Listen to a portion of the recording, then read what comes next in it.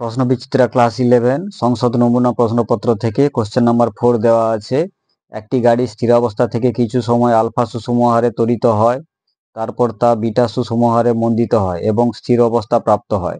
যদি মোট সময়ের অপচয় টি হয় তবে গাড়ির প্রাপ্ত সর্বোচ্চ বেগ হবে option A alpha square minus beta square by alpha beta into t, option B alpha square plus beta square by alpha beta into t, option C alpha plus beta by alpha beta into t, option D alpha beta by alpha plus beta into T.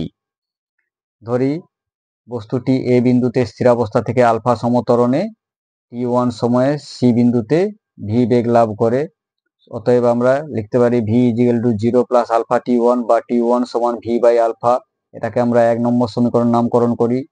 C বিন্দু থেকে beta সমমন্দনে t2 সময়ে B বিন্দুতে স্থির হয়।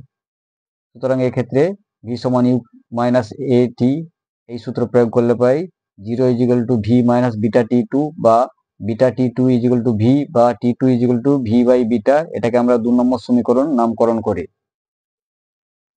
অতএব মোট সময় টি সমান লেখা যাবে টি1 প্লাস টি2 বা t equal to v by alpha plus v by beta বা টি ইজিক্যাল টু, এখান থেকে ভি কমন নিলে পাই 1 by alpha plus 1 by beta into v বা t equal to alpha plus beta by alpha beta into v বা অতএব v is equal to হবে alpha beta by alpha plus beta into T.